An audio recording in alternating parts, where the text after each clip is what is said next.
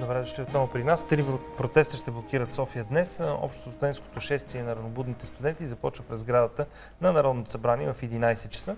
За 12 е насрочен националния протестен митинг на КНСБ, който тръгва от площад Македония и ще завърши на булевард Цар Освободител. Точно в 12 пък таксиметровите шофьори ще протестират пред храм паметника Александър Невски.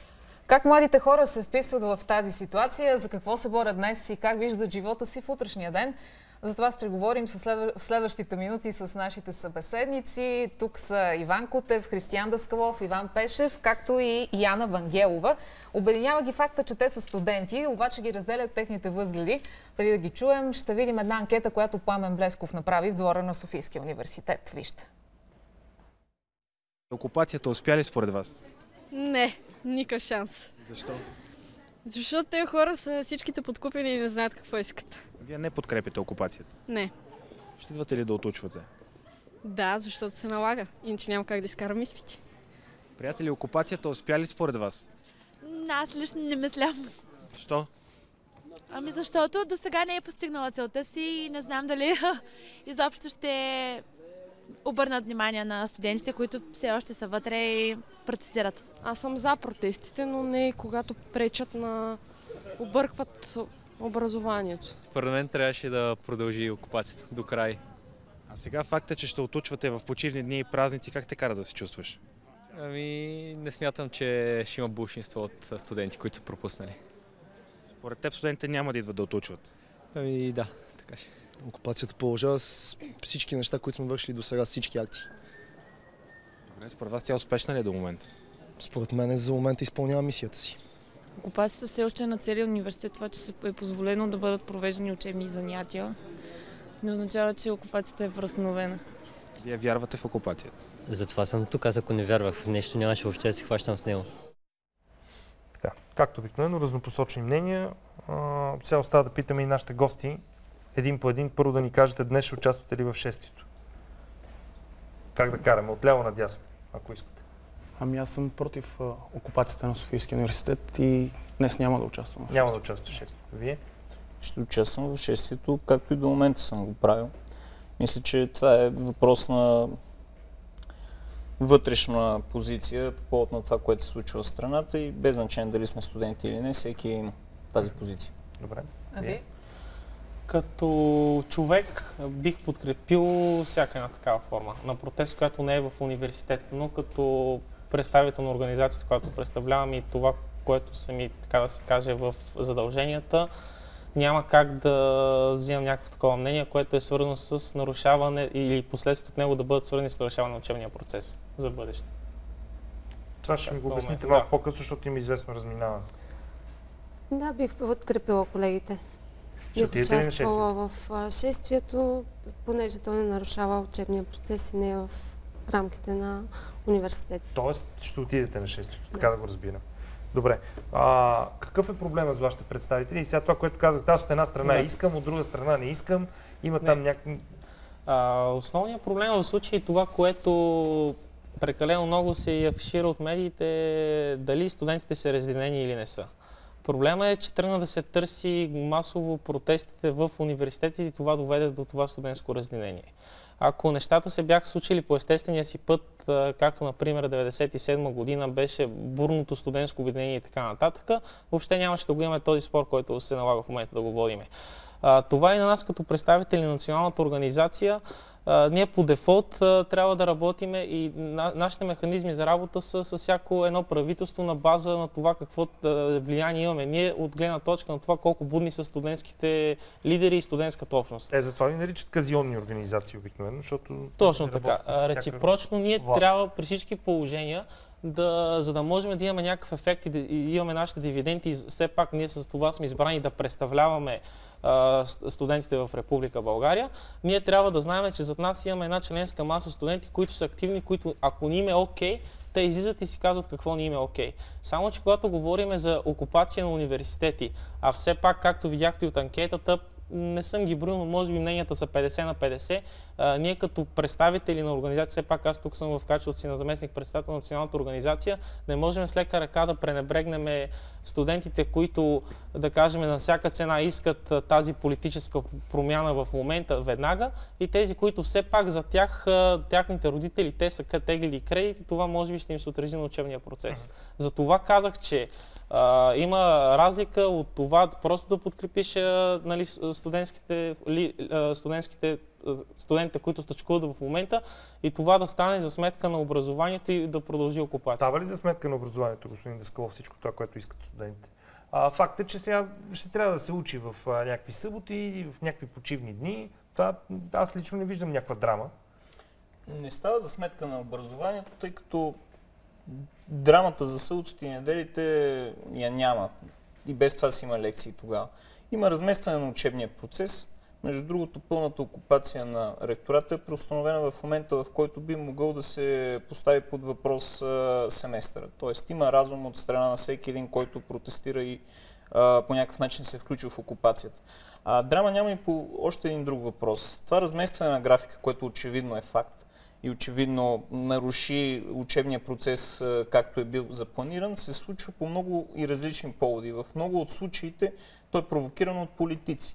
Политици идват на откриване на учебна година, управляващи идват да изнасят публични лекции, посланици. Така не е прецедент в общи линии. Не е прецедент и много често се случва. И тогава няма никакъв проблем да един ректор да размести учебния процес. Вярно, че е за час или два, а не е за седмица или две. Има и още един факт, който е притеснителен. Да речем, за ректора на УНСС беше огромен проблем окупацията на една аула. В следващия момент, седмица преди тази окупация, продъни се цял корпус на този университет и в крайна сметка този човек намери как да продължи учебния процес. Как така при един корпус продънен няма проблем, при една аула окупирана всъщност става такъв проблем, че кара хората да емигрират и да се изселват от България. Ясно. Кажете ни какви са целите на днешното шествие и в крайна сметка какво искате да постигнете? Повече от това, което е направено до сега. Това е хубав въпрос, защото той казва, първо говоря в лично качество, все пак това да го кажа, т.е. аз съм участник в процесите, но не съм организатор или колегите от щаба, които в крайна сметка са инициаторите на този процес. Хубав е въпрос какво искаме да постигнем, защото със сигурност не може да се каже, че тръгвайки да го правим, ние сме казали, че ще успеем да го постигнем на 100%. Това, което се опитваме да постигнем е да заявим нас, себе си, като млади хора, които се бият за по-голям морал в управлението на страната. Дали ще го постигнем утре, или други ден, или след година, или две, важното е, че ние сме заявили, че ще се бием за тази цел. Както е казал и Вазов, всеки народ трябва да има идеал, към който се стреми. В случая ние имаме идеал, към който се стремим. Управлението в момента, настоящото правителство, неговата оставка, това е просто стъпка, това е в крайна сметка необходимо условие за постигането на този идеал в дългосрочен план. Защо? Защото не сме и ние виновни, студентите, младите хора в България, че над 70% от гражданите на страната не подкрепят това правителство. Респективно то го превръща в легално, защото е избрано съгласно правото в страната, но не в легитимно. Т.е. то не представлява по-голямата част от българския народ. Оттам нататък това дори само по себе си може да го оставим на страна, но има още нещо, което е важно. И защо оставката на правителството е условие за постигането на идеала за морал в управлението в дългосрочен план. Защото когато се правят мерки като настоящите, излиза министър-председателя на една република и казва, който участва в протести и е държавен служител, ще бъде уволнен. Това каза преди 3 дни, протестите са от 150. Не, аз давам пример, защото пък вие, когато се каже само единствено назначаването на председателя на ДАНС или пък решението Конституционния съд, казвате какво толкова ги интересува младите. Аз давам различни примери във времето и давам най-пресните примери, за да интересува младите. Младите са за това, за да ги интересуват, слава Богу, тези неща. Но да няма спекулацията, че е едно нещото, нали, че сега тук някой ги ръчка в тази насока и давам пресни примери, защото те са интересни на аудиторията. Казва се, вие няма да сте държавни служители, ако протестирате. След това под заплахата от това, че може да бъде министър-председател на република разследван от прокуратурата за извършване на престъпления по наказателния кодекс член 168б и в, тогава да прави някаква корекция. Аз уча публична администрация.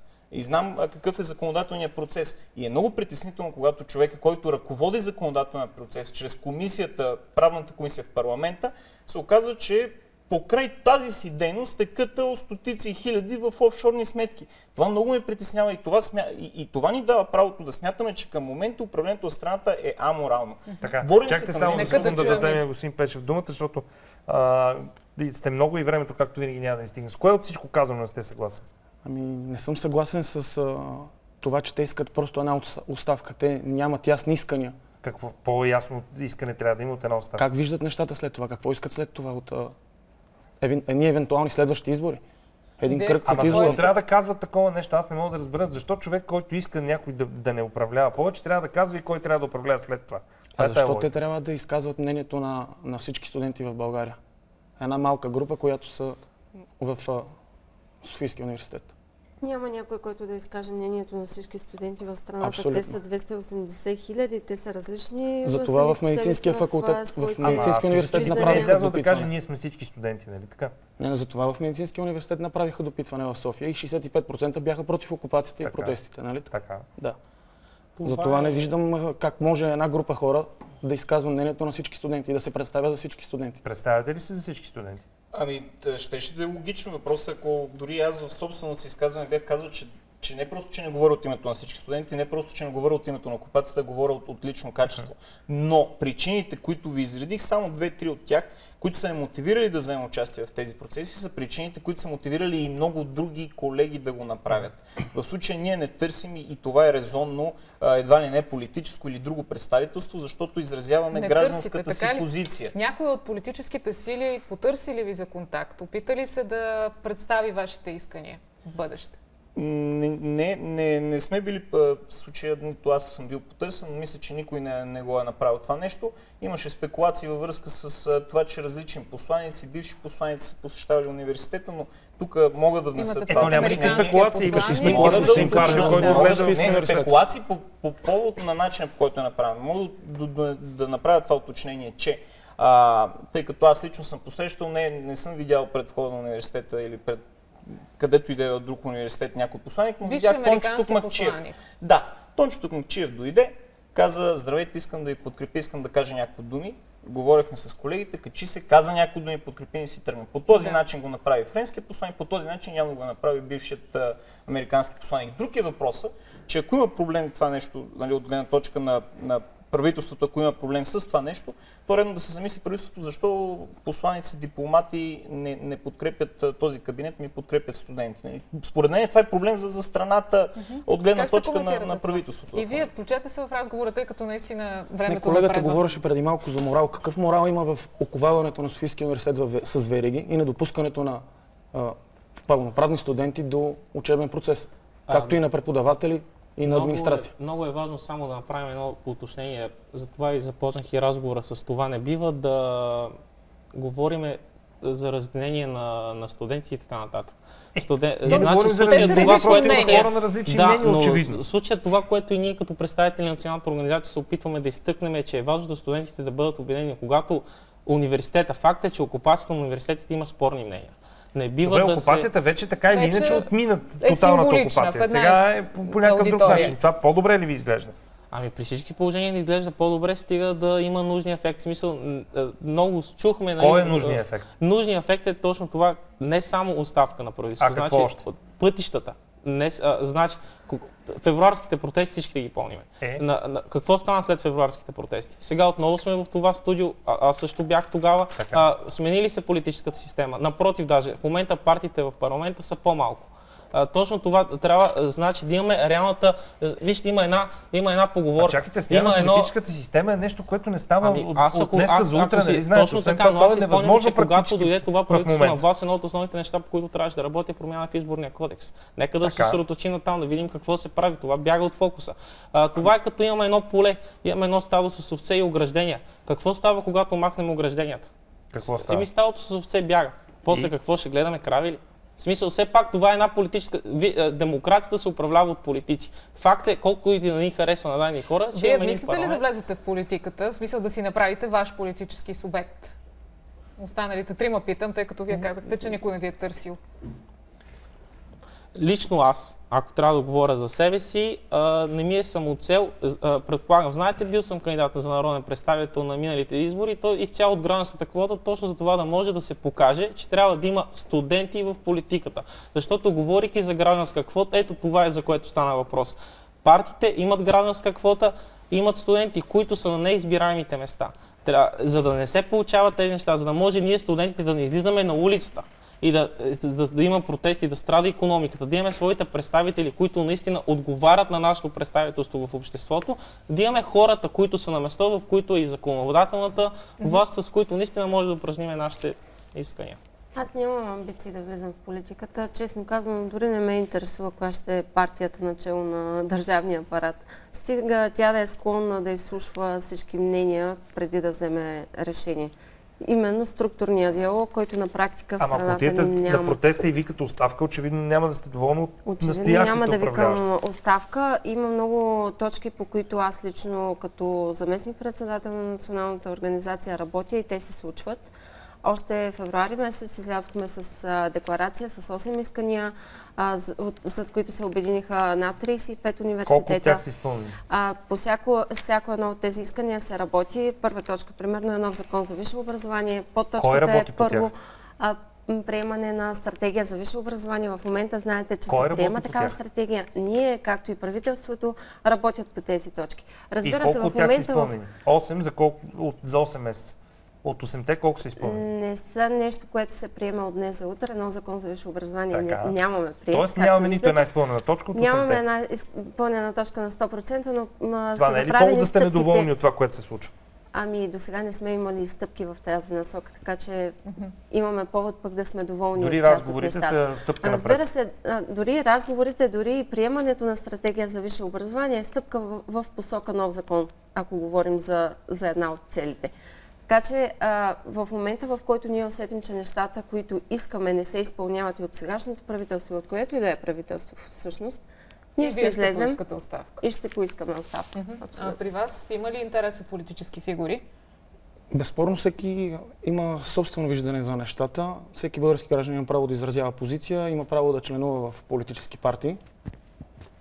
Затова, както и колегите казаха, аз лично нямам амбиции в момента за политическо развитие, но истинските протести не са тези протести, които са сега. Истинските студентски протести бяха преди 2 години, когато бяха повишени семестриалните такси, когато бяха повишени таксите за докторантура. Това са проблемите на студентите, които трябва да бъдат решени, както каза колежката. А защо проблемите на държавата не са проблеми на студентите? В момента има диалог както с Министерството на образованието, така и с правителството по решаване на проблемите на студентите. Готви се закон за висшето образование. Добре, до какво ще доведат тези протести сега? Днес излизате, ще има и други протести в София, има и консултативен съвет по национална сигурност. Какъв очаквате да е ефекта днес? Специално за студентския протест мога да кажа, той постигна целите си в голяма степен или по-скоро неговата висока ефективност се оползотвори. Това беше един акт, аз мога да кажа какъв беше смисъл. Това е като да вземеш черешовото топче, да го качиш на най-високото място в околията и да гръмнеш с него, за да запалиш фитила на революцията. В случая морална революция, не е военно време положението. Но това, което искам да кажа, все пак остана отворен отговор, доколко е морално. Само по себе си беше символичен акт. В действителност наруши някакви процеси. В следващия момент обаче, тогава, когато парламентът на Република България е под окупация, повече от няколко месеца, половин София е под окупация. На път за насам видях по Цариградско шосе да се движат да се движат водни оръдия на жандармерията, 2, заедно с камионетки на жандармерията. Когато България е в такова ненормално състояние, няма как някой да бъде упрекнат, че търси контрапункт, че в случая за малко време, макар и нарушавайки учебния процес, студентите са намерили своята крепост, откъдето да дадат отпор на това, което се случва в страната. И последно, тъй като това беше въпрос, който отвори колегата, мога да кажа за други случаи, пък нека зрителите да кажат дали са били морални, говоря за други случаи на студентска окупация. 39-та година студентска окупация в Прага срещу хитлеристските войски, десетки жертви. 68 година в Прага срещу съветските войски, студентска окупация, десетки жертви. 73-та година срещу военната хунта в Гърция, студентска окупация в политехниката, десетки жертви. 90-та човека, който искаше да изкара танковете на площада Петър Младенов, 97-та фалирала България студентска окупация. Да. Помним историята. Професор Илчев все пак казва, имаше задкулисие в окупацията. Това е пресконференция, която той даде вчера. За какво задкулисие говори професор? Безспорно няколко политически партии, които са извън парламента, които не са представени, които не са представени в Народното събрание, се опитаха да употребят политически студентите и по този начин да опорочиха и техния протест. Подадохте ли си опоручения протест? Със сигурност не е опоручен протеста, защото това го показва и обществената подкрепа. Дори цифрите, които бяха визирани за 35% в медицинския университет, ако ги сложим на национално ниво при 280 хиляди студенти, това са над 100 хиляди студенти, които подкрепят тази форма, забележете, не просто протеста, защото там нямаше въпрос подкрепяте ли протеста, а конкретната форма. Все пак има на практика 100 хиляди студенти, които и формата подкрепят и са готови да се включат. Това е показателно за морала на протеста. Наистина финално. Финално, по думите на професор Илчев, сега ние не можем да го отговорим, защото аз лично нямам информация за задкулисни разбирания в протестите. Все пак това е един механизъм за изразяване на студентското мнение и мисля, че е редно и това правителство и всяко следващо да се съобрази, но за да стане това с нужния ефект. Наистина трябва малко самите ние студенти да се консолидираме и да може да не допускаме едни вътрешни такива дразги, които все пак не се отразяват. Нашите проблеми са едни. Всички ние искаме да се решат. И да не ви разделят политици общо, Благодарим ви за това, гледате наистина към своето бъдеще. Благодарим ви. Следва гореща точка.